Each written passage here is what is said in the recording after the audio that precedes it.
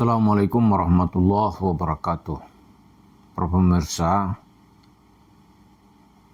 kalau kita membahas isu Mansur, bahkan ada yang mengusulkan begini, bagaimana seandainya isu Mansur itu tidak ada, gitu. Ya kan? Kita jawab, kalau Islam di Indonesia ini tidak ada orang seperti isu Mansur, gitu, maka umat Islam itu mungkin lebih cerdas, gitu. Ya kan? Mungkin dia lebih cerdas, dan mungkin cara dia membebaskan dari kemiskinan lebih rasional. Ini datang Yusuf Mansur, dibuatnya otak masyarakat itu, ya, kalau dia senang tuh kalau otaknya menjadi tumpul dengan cerita-cerita khurafat atau cerita-cerita bohong yang tujuan akhirnya adalah untuk mendapatkan uang. Duit. Nggak ada isu Mansur tuh hanya identik dengan duit.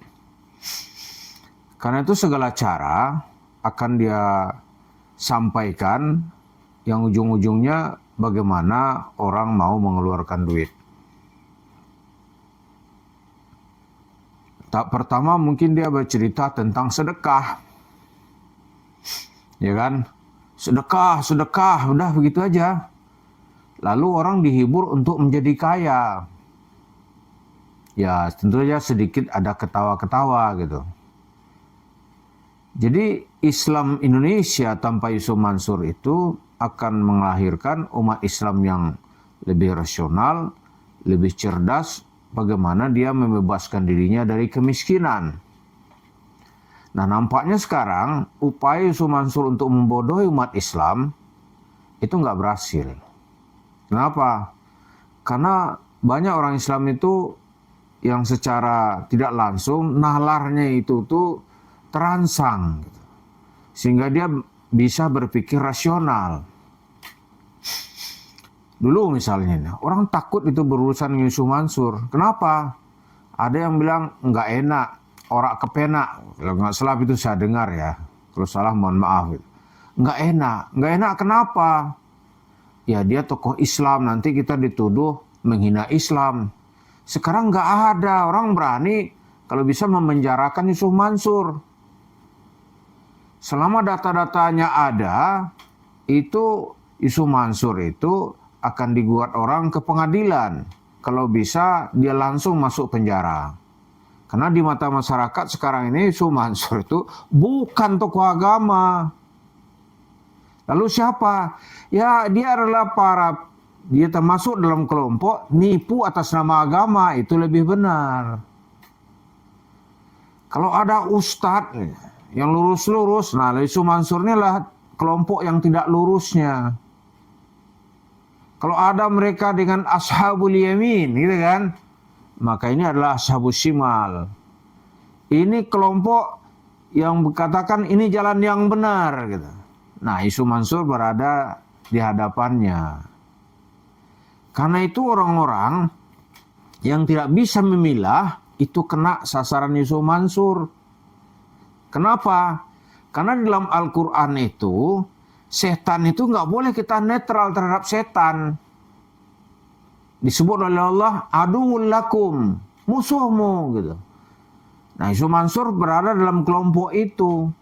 Orang yang nggak mau melawan Yusuf Mansur, maka dia akan terseret berada dalam kelompok Yusuf Mansur. Baik itu tokoh agama maupun masyarakat.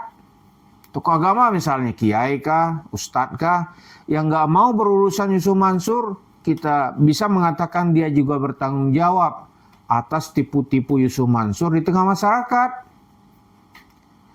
Dia nggak mau tanggung jawab gitu. Ada aneh nggak mau berurusan Yusuf Mansur gitu. Tapi kalau itu berarti membiarkan Yusuf Mansur meraup duit dari masyarakat lalu menambah ke bisnis usaha realnya. Usaha realnya misalnya yang di depan mata sekarang ini warung steak and shake. Berarti Anda membiarkannya. Nah, karena itu harus ada sikap gitu. Karena itu nggak merusak Islam. Di kalangan agama lain kalau ada pendetanya bermasalah juga dia kritik habis. Nggak ada tuh demi keutuhan masyarakat misalnya. Lalu orang seperti ini masa menjaga keutuhan masyarakat? Jadi Islam itu akan lebih bersih kalau nggak ada orang seperti Yusuf Mansur. Nah, seperti saya bilang tuh, kita bertemu dengan anggota masyarakat yang kena tipu. Tapi juga saya pernah menginterview orang-orang yang selamat dari tipuannya. Mereka yang selamat ini umumnya gitu, itu pakai nalar dia beragama itu, pakai akal. Ketika itu katanya Yusuf Mansur tos-tosan, mari kita tos-tosan dengan Allah. Ada Allah gitu kan. Kata kawan ini, lah agama kan nggak boleh semua rezeki kita itu, uang kita disedekahkan. Nggak boleh. Nah, dia nggak ikut gitu. Ada juga, wa mimma razaqnahum yunfikun. Taulah dikit-dikit kan. Sebahagian dari rezeki yang kami berikan kepadamu itu sedekahkan, infakkan sebahagian. Nah ini Yusuf Mansur tos-tosan dengan Allah. Itu namanya merusak. Maka lihatlah itu, orang-orang yang rusak itu ingin mendapat balasan yang besar, gitu kan. Modal 1 juta, tapi pengen dapat 700 juta. Pandailah Yusuf Mansur bersilat lidah gitu. Padahal itu nggak ada satupun ulama yang menafsirkan seperti itu. Tanpa pikir panjang nih jamaah kita, keluar 1 juta. Udah 1 juta itu nggak akan kembali. Digunakan untuk kepentingan kaum muslimin nggak? Enggak. Digunakan untuk rumah tahfiz kan? Enggak. Rumah tahfiz itu mahal kok bayarannya. Lalu untuk apa? Yaitu untuk beli tanah, itu kan? Untuk membangun warung steak and shake. Lalu itu punya siapa? Ya punya Yusuf Mansur lah. Masa punya bapak? Masa punya kaum muslimin gitu. Nah di sini sudah terkena ini. Jadi saya tanya itu, pernah ada seorang jemaah, loh kamu bapak ini dulu kan apa namanya ini di masjid ini kan banyak tuh yang nyumbang atau yang ikut di modal usaha gitu. Dari 250.000 ada yang gaden sepeda, ada yang gaden motor, ada yang sedekah mobil Kijang Innova ke Yusuf Mansur. Ada nanti sampai uangnya untuk hidup gitu. Dia ada pensiun. Suami istri saat itu. Dia serahkan begitu saja. Ada yang jumlahnya 6 miliar gitu. Loh Bapak kok nggak kena? Dia bilang, kata Bani, saya tuh gini-gini, dulu tuh juga pernah belajar agama dikit-dikit. Kebetulan saya tuh disuruh oleh Ustadz lu beragama tuh pakai akal. Gitu. Lalu ya ketika di kantor orang rame-rame mengidolakan Yusuf Mansur, saya pernah hadir pengajiannya. Gitu. Terus, katanya tos-tosan dengan Allah, semua uang habisin, gaji disedekahkan semua. Saya senjata nggak mau lagi dengerin. Debat kita kan nggak enak juga. Gitu. Bisa nggak mau dengerin udah. Gitu.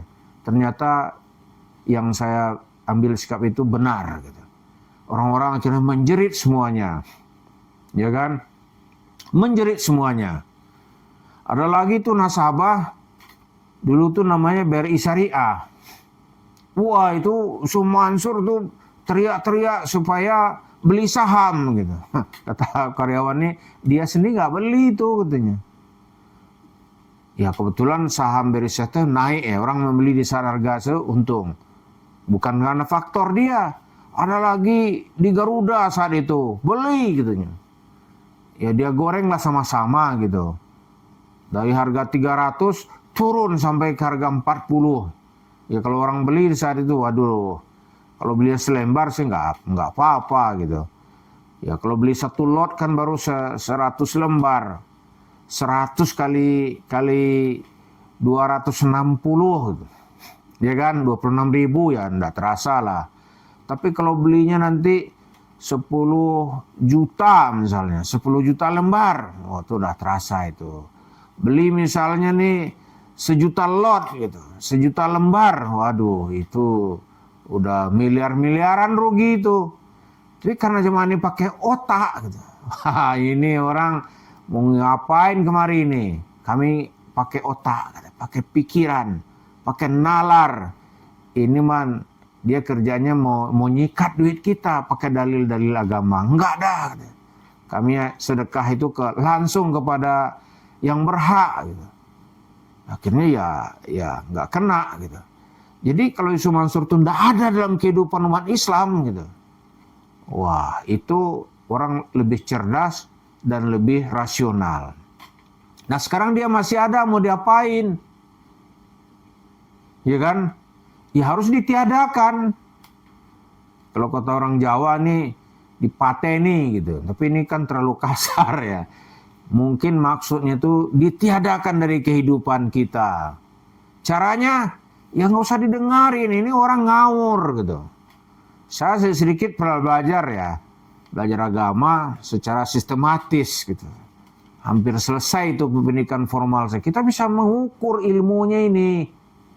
Secara keislaman ilmunya mah parah. Nanti dalam video berikut saya ungkap bagaimana parahnya ilmunya Yusuf Mansur ini. Parah karena otaknya itu, pikirnya itu udah ditutupi. Bagaimana dia itu hanya ingin mendapatkan uang. Maka dikaranglah cerita-cerita palsu, cerita bohong, cerita yang nggak mungkin ada dasarnya. Bagaimana mendapatkan duit ya. Yang mendengarkan Yusuf Mansur, celaka dia. Yang mempercayainya, waduh, lebih celaka lagi. Gitu. Jadi mendengarkan Yusuf Mansur itu celaka dia. Mempercayainya, waduh, itu kalau bahasa orang Arab nih, sakatat fi zulumatil jahim. Sakatat fi zulumatil jahim. Di zulumat al-jahim. Gelapnya neraka, gitu bahasanya kan. Itu jatuhlah dia gitu. Mendengarkannya ya mungkin dia tuh kena panasnya lah ya. Tapi nanti akal seseorang yang mendengarkan Yusuf Mansur itu ditumpulkan. Mengikut grupnya dibodohkan gitu. Lalu dari situ dia kuasai hidup orang. Itulah Yusuf Mansur yang hari ini menggunakan cerita-cerita palsu terus-menerus ingin kembali ke masjid karena mendapatkan uang yang sangat gurih gitu. Dari duit sedekah itu nanti dia akan bisa membeli tanah, membangun warung steak and shake yang jumlahnya ratusan. Dari situ nanti dengan sombong mengatakan ada Allah ngasih rezeki, padahal mah dari kantong bapak ibu semuanya gitu. Mari kita hati-hati agar kehidupan kita ini tidak dimasuki oleh orang-orang yang dalam tanda kutip tujuannya hanyalah mengambil duit masyarakat dan tanpa memberi imbalan apa-apa kepada pendengarnya. Itulah Yusuf Mansur dengan usaha warung steak and shake-nya. Di mana-mana orang menjerit, di mana-mana korbannya bergelimpangan. Terima kasih. Assalamualaikum warahmatullahi wabarakatuh.